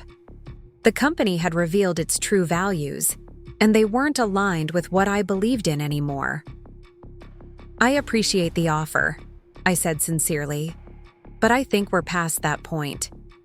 The right time for that conversation was weeks or months ago, when I was bringing data and alternative proposals to prevent exactly this outcome. I gestured toward the office floor, where the disruption was now clearly visible across multiple departments. "This isn't just about me or my team. It's about a fundamental disconnect between the company's stated values and its actions." Sophia's expression hardened. "So that's it? After 15 years, you're just walking away? Taking our people, our institutional knowledge, our competitive advantage to a direct competitor?" "I'm making the same choice you made," I replied evenly. "Putting my own interests and future first. The difference is that I'm being transparent about it." The conference room phone rang again. William answered it, listened briefly, then covered the receiver. "The internal systems are starting to lock down more aggressively as more admin credentials are deactivated. Client portals are going offline. The automated security protocols are escalating." Sophia looked at me, a mixture of frustration and resignation in her expression. "Can you stop it?" "Yes," I said. "I designed the system, remember? But I'll need direct access to the Security Operations Center and about 30 minutes with the remaining admins." She nodded once. Decision made. "Do it. William, go with her. Provide whatever she needs." She focused on me with unexpected intensity. "But understand this. While I appreciate your assistance in this immediate crisis, this isn't over. The board will have questions about how this situation developed, and I intend to have answers." I recognized the implied threat, but chose not to engage with it. "I'll head to the SOC now. You might want to prepare a communication for the remaining CO staff. Uncertainty breeds more departures." As William and I walked through the now chaotic office floor, I felt dozens of eyes tracking our movement. Employees from every department were standing, talking in hushed clusters, phones in hand sharing whatever limited information they had. The company rumor mill, always efficient, had clearly distributed news of the mass resignations across the E. organization. Raj intercepted us near the entrance to the Security Operations Center, his expression carefully neutral as he addressed me rather than William. Situation report: 18 security protocol escalations triggered in the last 15 minutes. Client portal access restricted for major accounts. External email quarantine activated. Internal SIAM generating high-priority alerts due to pattern. Recognition of multiple privileged credential deactivations. Exactly as designed, I noted. We need to implement a controlled override. Can you assemble whoever's still here from the admin team? That would be just me and Aisha now, replied. Everyone else has already submitted credentials and departed. William made a sound of frustration. This is exactly why centralized security oversight with proper succession planning is essential. Allowing a single department to have this much control over critical systems is precisely what prevented 3 major breaches in the last year alone. I finished for him. The controls worked exactly as intended under unusual circumstances. Now we're going to implement the approved exception procedure that was documented and signed off by the risk committee, including you. He had the good sense not to argue further as we entered the Security Operations Center, a glass-enclosed room with wall-mounted displays showing real-time system status, threat monitoring dashboards, and alert logs. The screens were currently dominated by red warning indicators and escalating incident counters. Aisha looked up from her workstation, relief evident on her face when she saw me. Thank goodness. The automated systems are interpreting the credential deactivations as a potential coordinated attack. Lockdown protocols are initiating across all subsidiaries, and the quarantine is holding all external communications. Standard response, I confirmed, taking a seat at the primary admin console. We're going to implement a managed override to stabilize the immediate situation. I glanced at William. You'll want to get your outsourcing partner on the phone. The moment we stabilize this, you'll need their team on site to begin transition planning. He nodded stiffly and stepped away to make the call, giving us a moment of semi-privacy. Are you coming with us? Raj asked quietly, referring to the mass migration to Meridian systems. Yes, I confirmed, keeping my voice low. But first, we need to ensure a controlled handoff here. We built these systems. We have a responsibility to ensure they don't hurt the company or its clients on our way out. He nodded, understanding immediately. Whatever our feelings about Nexus management, we were security professionals with ethical obligations that transcended employment disputes. For the next 20 minutes, we worked methodically through the override procedures, documenting each step for the transition team that would follow. William watched anxiously, occasionally relaying updates to Sophia or responding to increasingly panicked calls from other executives. As the final override command executed successfully, the wall displays gradually shifted from red to yellow, still indicating caution, but no longer in emergency lockdown. I stood up from the console, suddenly aware of how emotionally and physically exhausted I felt. The systems are stabilized, I announced to William. I've documented the full situation and response procedures for your transition team. I handed him a tablet with the relevant information. The security protocols will remain in heightened monitoring mode for 72 hours, but normal business operations can resume. He accepted the tablet with obvious relief. And the client portals? Restored to normal operation, Aisha confirmed, though usage metrics will be flagged for review for the next 48 hours as a precaution. William nodded, his earlier hostility somewhat tempered. Thank you for handling this professionally, regardless of the circumstances. He glanced at his watch. Global Secure's advance team should be here within the hour to begin transition assessment. I smiled faintly at the irony. The outsourcing that had been planned as a gradual, controlled process was now being implemented in crisis mode. Exactly the scenario I had warned against repeatedly in my rejected proposals. They'll have challenges, I said, keeping my tone neutral. The security architecture is extensively customized and tied into proprietary systems. The documentation will help, but there's no substitute for the institutional knowledge walking out the door today. He didn't argue the point, which suggested he already understood the magnitude of the problem. I'll communicate that to the executive team. I gathered my personal items from my desk, family photos, the technical achievement awards accumulated over 15 years, the small robot figurine Sarah had given me after I helped her coding club win a regional competition.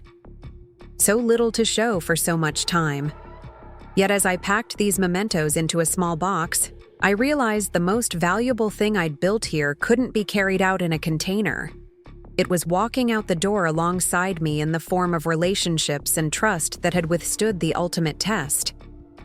Raj and Aisha waited by the department entrance, their own belongings packed, employee badges placed on their now empty desks. A small act of closure.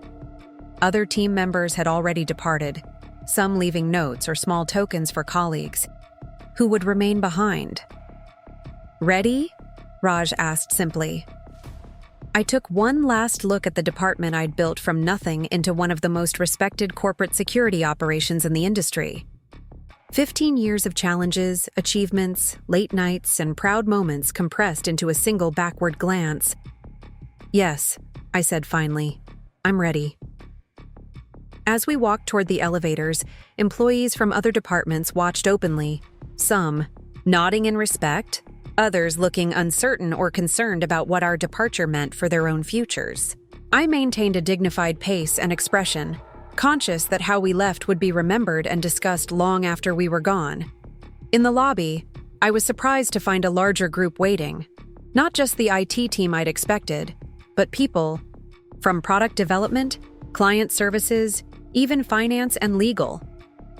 Some I knew well from cross-functional projects, others only by name or face from company meetings. All had bags or boxes of personal items.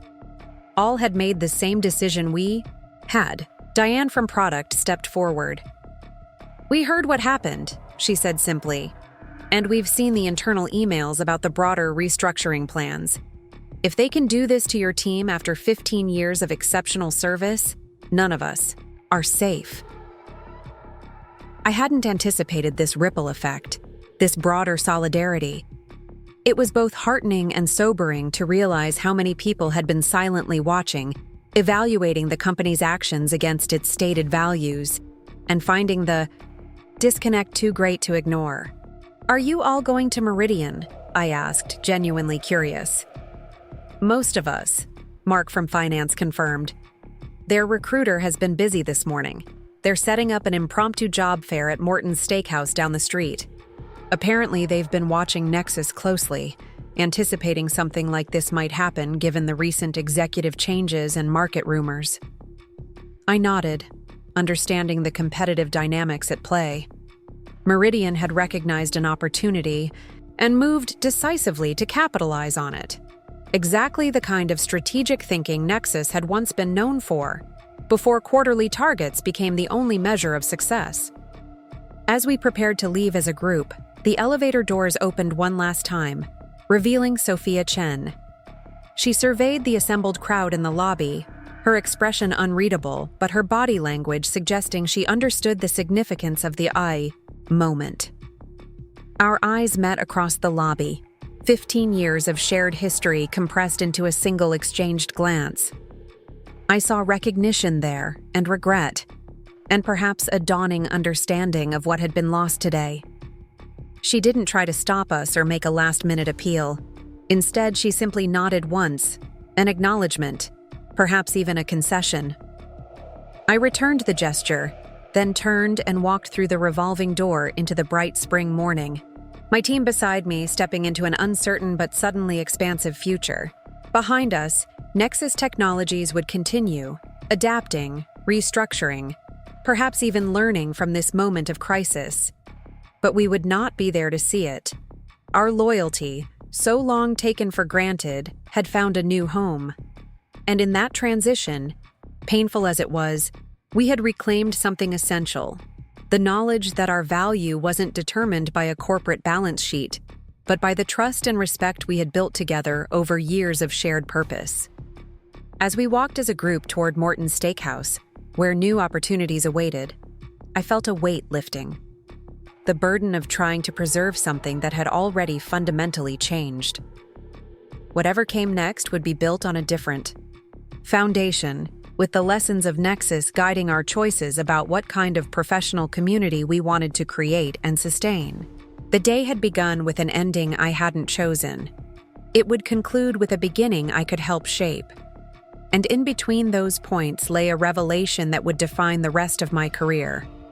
That true loyalty flows not from titles or compensation or corporate mission statements, but from genuine respect, shared values, and the recognition that an organization's greatest strength lies in the human connections that no balance sheet can fully capture or replace.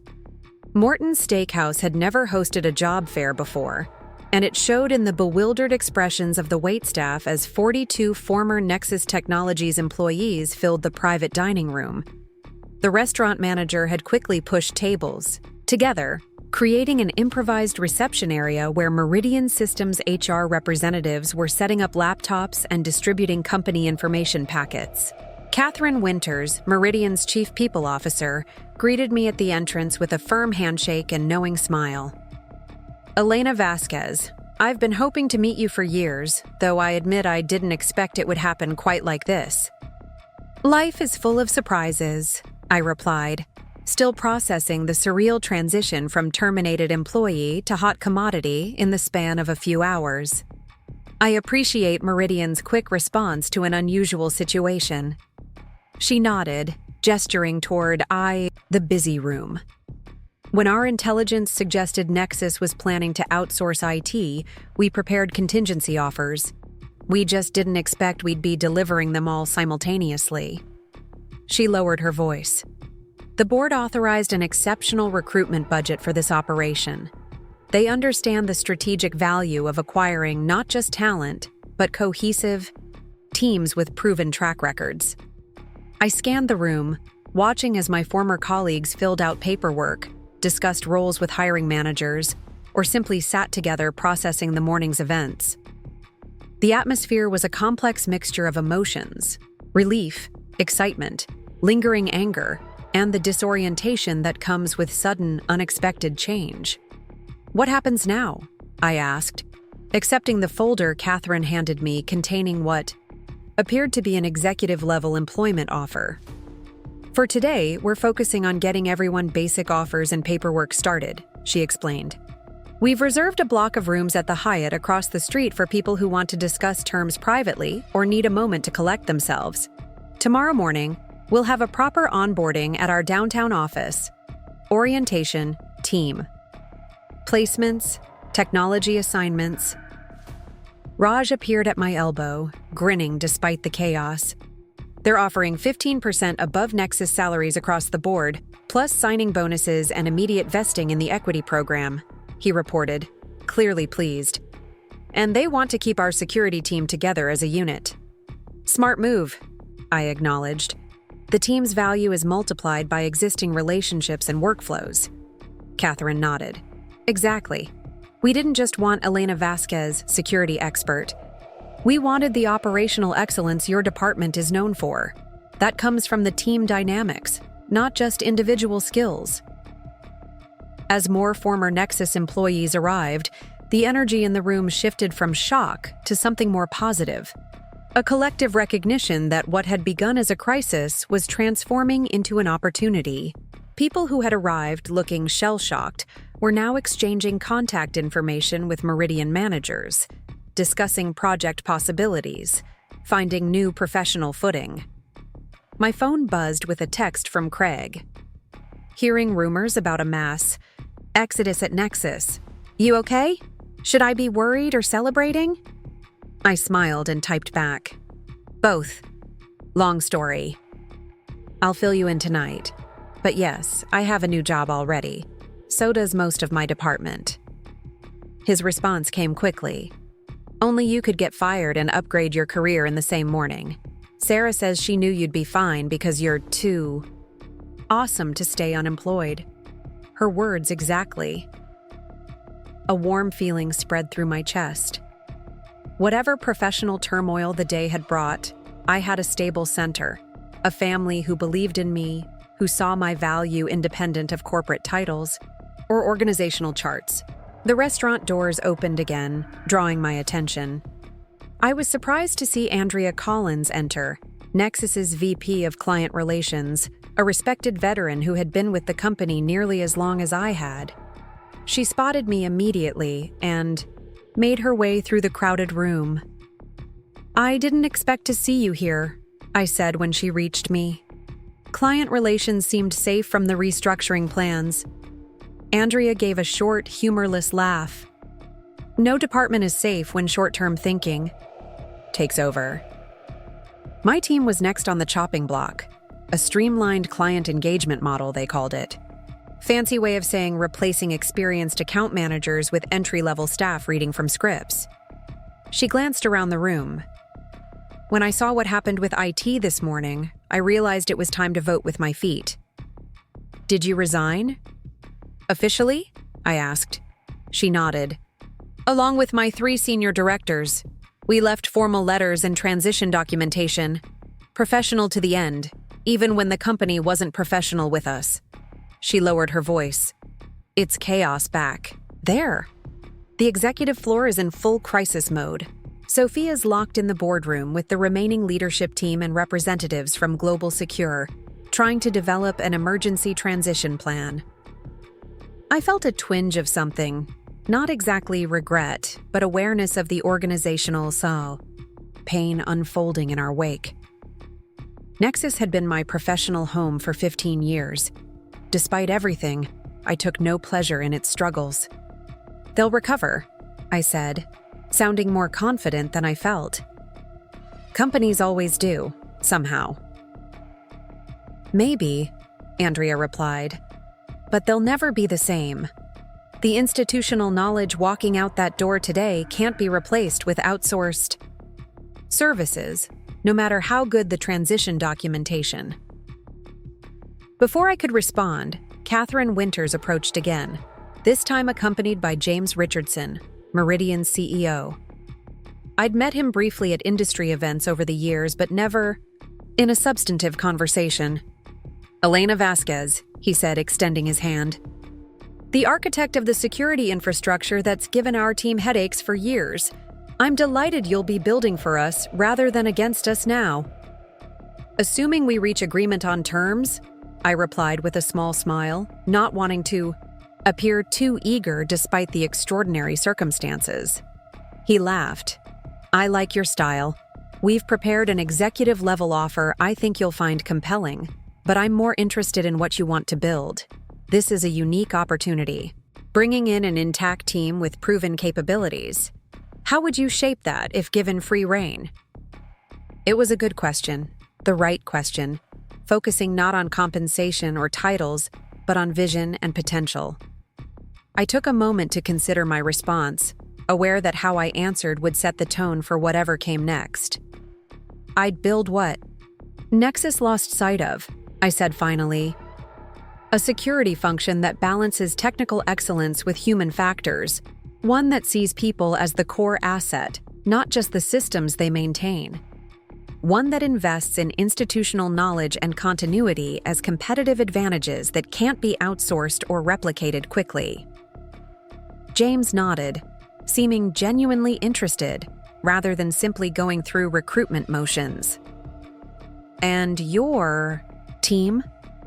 What would they need to thrive after a transition like this?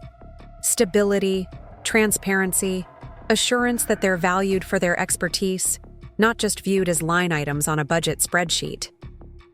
I glanced around the room at the people who had followed me, not because I had asked them to, but because we shared values and vision. They need to know that loyalty goes both ways. "Those aren't unreasonable expectations," he acknowledged, "though I won't pretend market pressures don't exist or that difficult decisions sometimes become necessary. What I can promise is transparency and a seat at the table when those decisions are made."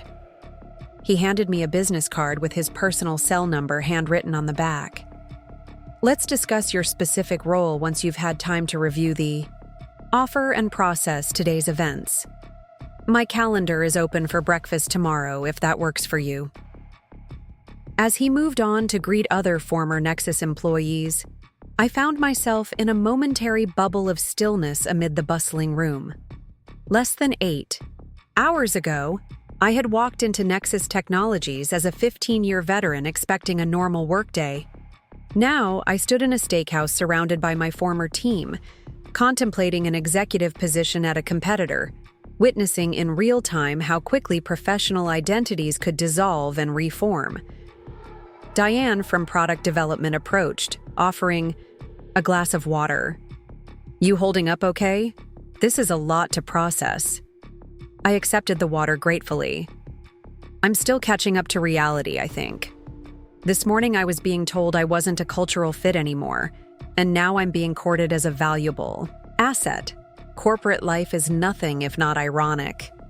It's not ironic, she corrected gently. It's clarifying. Nexus showed their true values.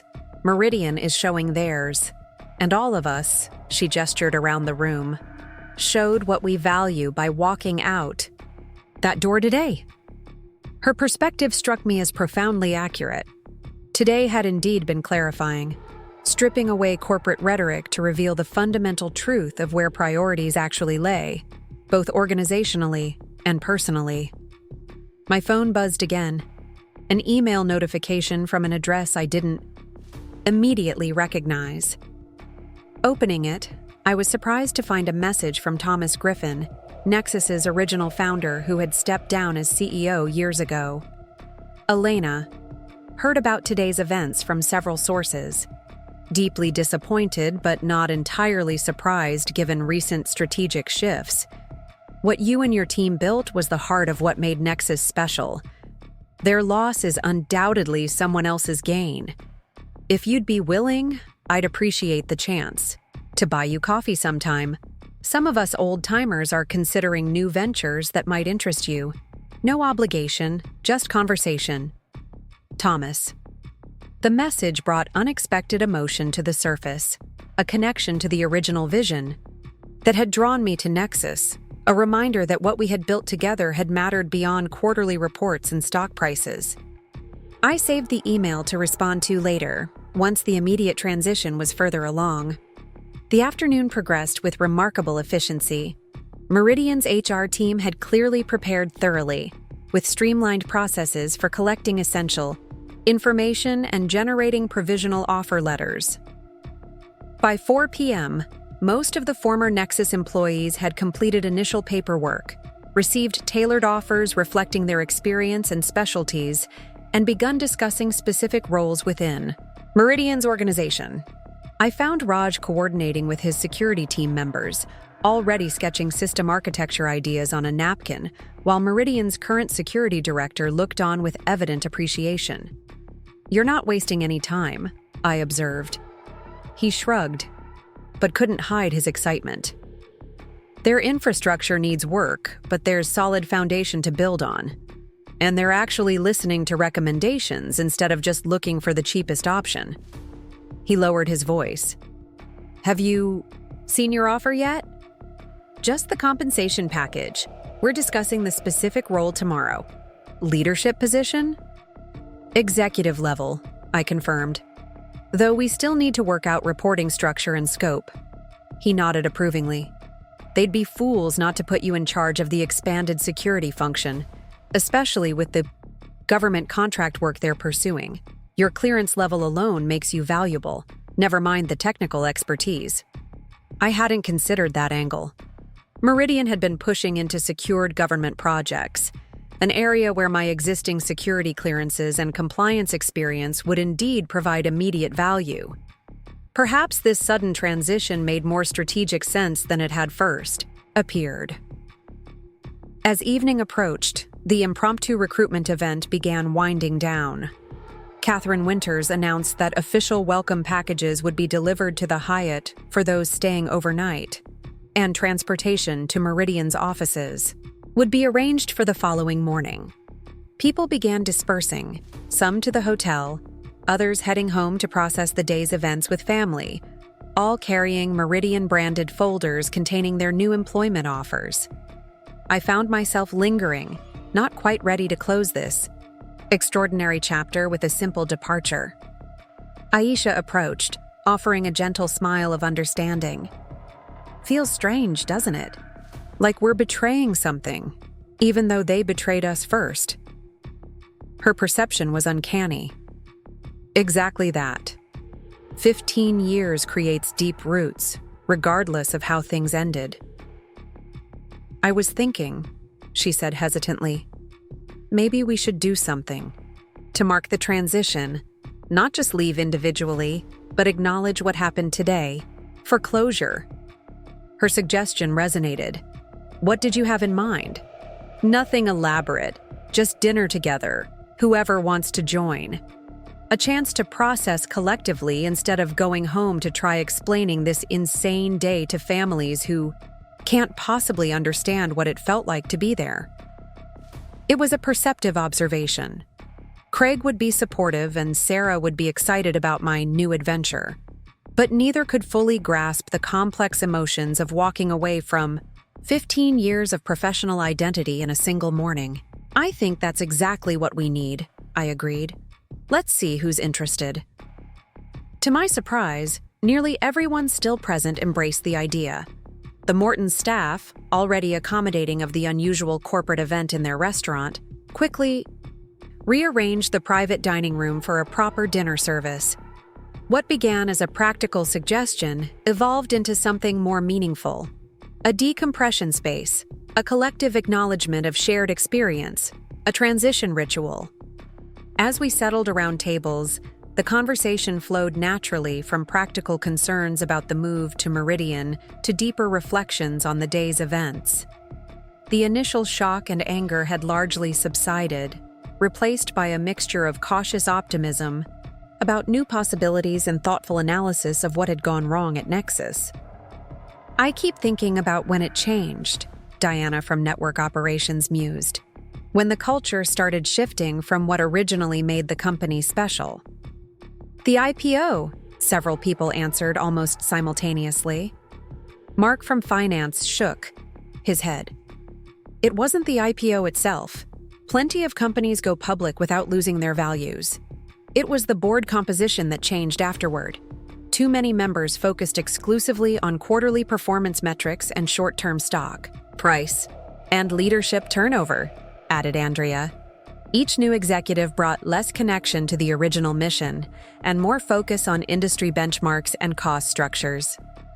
The pandemic accelerated it, Raj observed. When everything went remote, the human connections that held the culture together started fraying. By the time we returned to the office, the priorities had shifted permanently. I listened, struck by the insightfulness of these perspectives. Each person had observed the transformation from their unique vantage point, recognizing different symptoms of the same underlying condition. An organization losing connection with the values that had originally made it successful. You know what's ironic? I said finally. Nexus built its reputation on helping clients maintain security and operational integrity during major transitions. Yet they completely failed to apply those same principles to their own organizational changes. Appreciative laughter rippled around the tables, the particular kind of laughter that comes from recognizing a truth that is both painful and absurdly obvious in retrospect. As dinner progressed, I noticed the conversation gradually shifting, from retrospection about Nexus to anticipation about Meridian, questions about the company culture, speculation about project assignments, discussion of technological approaches. The psychological transition was happening before my eyes, professional identities reconfiguring around new possibilities rather than remaining mired in what had been lost. By the time dessert arrived, Kevin from the security team raised his glass in an impromptu toast. To endings that create new beginnings, and to having the courage to walk away from what no longer serves us. Glasses clinked around the room, the simple sentiment capturing perfectly the emotional journey of the day. What had begun as a traumatic termination had transformed into a collective act of self-respect and professional reinvention. As the evening wound down, people began departing in small groups. Some to the Hyatt, others to homes and families, all carrying not just Meridian employment offers, but a shared narrative of solidarity and resilience. The weight of uncertainty that had dominated the morning had largely dissipated, replaced by cautious optimism about what tomorrow might bring. I settled the bill with my personal credit card, waving away offers to split it. "Consider it my final act as your director," I said with a smile. "Besides, I suspect Meridian will be reimbursing such a necessary team-building event." Outside, the spring evening was pleasantly cool, the city lights reflecting off glass towers that housed countless other corporate dramas playing out behind their gleaming facades. I wondered briefly what was happening now at Nexus, how they were managing the security systems, what narrative was being constructed to explain the mass departure to remaining employees and anxious clients. My phone buzzed with a news alert. Breaking: Nexus Technologies, NXTC, halts trading after reports of major personnel exodus. The market had noticed our departure more quickly than I'd anticipated. By morning, analysts would be speculating about causes and implications, investors recalculating values based on lost intellectual capital, competitors reassessing opportunities in a suddenly vulnerable landscape. As I waited for my rideshare, Raj joined me on the sidewalk. "Hell of a day," he said simply. I nodded. Not how I expected to spend my Tuesday. "No regrets?" I considered the question carefully. "About standing up for our team and our professional values? Not for a second. About how 15 years ended. So abruptly? That part is still processing." He nodded, understanding. "For what it's worth, I think what happened today will end up in business school case studies someday. How not to manage organizational change or something like that." "Let's hope someone learns from it," I replied, though I doubt we're the last team to experience this kind of corporate disposability. My ride arrived, ending our conversation. As I settled into the back seat, I felt the first real wave of exhaustion hit.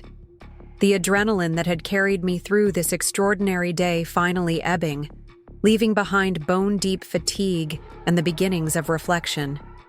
The driver, picking up on my subdued mood, drove in merciful silence.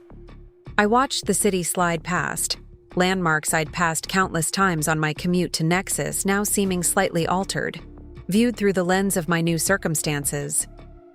The narrative of my professional life had taken a sharp, unexpected turn today, and I was still adjusting to this revised storyline. When I finally arrived home, the porch light was on, and the enticing aroma of Craig's signature lasagna greeted me as I opened the door. He must have picked up on the emotional magnitude of the day from our brief text exchanges and responded with comfort food. One of many reasons we'd navigated 15 years of marriage alongside my demanding career. "Mom!" Sarah called, rushing from the kitchen with a handmade card. "Dad said you got a new job because your old company was being stupid. I made you a congratulations card." I laughed, genuinely and from the heart, for what felt like the first time that day, accepting both, the card and the bear hug that accompanied it. "That's a pretty accurate summary of a very complicated day," I acknowledged, meeting Craig's eyes over her head. His expression held questions, but also unconditional support. "I want to hear everything," he said, embracing me once Sarah had returned to what appeared to be a celebratory cake decorating project in the kitchen. "But only after you've had dinner and possibly a glass of wine. You look like you fought and won a war today." His perception wasn't far off. "That's not an inaccurate description," I admitted, though I think the final outcome is still being determined. "Well, whatever battle you fought, you have reinforcements here," he assured me, guiding me toward the kitchen where Sarah was applying alarming amounts of blue frosting to what I hoped was a chocolate cake beneath. "And from the bits and pieces I've gathered throughout the day, it sounds like you had quite a few allies on the field as well." That observation struck me as profoundly true. Whatever challenges lay ahead with the transition to Meridian, whatever mixed emotions I still needed to process about the end of my Nexus chapter, today had revealed something essential about the professional community I'd built over 15 years. When principles were tested, when values collided with expediency, people had chosen to stand together rather than accept the disposability narrative that had been imposed on us. In that solidarity lay the most meaningful achievement of my career. Not the security architecture I'd designed, or the breaches I'd prevented, or the recognition I'd earned in the industry, but the human connections that had transformed a department into a community bound by shared purpose and mutual respect. Tomorrow would bring new challenges: executive meetings at Meridian, team integration questions, technology transitions, and the practical complexities of merging existing systems with our combined expertise. But tonight, watching my daughter create a chaotically joyful celebration of new beginnings, while my husband prepared the comfort food that had sustained us through 15 years of professional ups and downs, I allowed myself to recognize a simple truth. What truly mattered had never been contained within Nexus Technologies at all. It had been here all along, in the family that anchored me through professional storms. And it had been there today, in the colleagues who stood together when individual security was at risk. Those connections, at home and at work, represented the true security architecture of a well-lived life, more resilient than any corporate structure could ever be. 6 months later, I stood in Meridian's newly expanded Security Operations Center, watching my team, now nearly twice its original size, implement the integrated threat monitoring system we'd designed together. The glass walls displayed our company logo alongside metrics that proved what I'd always known. Investing in people yields returns that spreadsheets can't predict. Nexus had survived our departure, though their stock still hadn't recovered. Global Secure had eventually stabilized their systems, but 3 major clients had followed us to Meridian, unwilling to trust their security to unfamiliar faces, reading from standardized playbooks. Yesterday, a LinkedIn notification informed me that Marcus Reed was seeking new opportunities. Corporate speak for the outcome I'd predicted when short-term tactics failed to deliver sustainable results. I felt no satisfaction, only a quiet acknowledgement that values and vision matter more than quarterly numbers. My office wall now held a framed note from my team, presented on my first day at Meridian. Leadership isn't a title, it's a relationship. The truth in those words guides me daily as we build something valuable together. A culture where loyalty flows both ways, where expertise is valued, and where not a culture fit means the culture needs examination, not the person. Up next, you've got 2 more standout stories right on your screen. If this one hit the mark, you won't want to pass these up. Just click and check them out.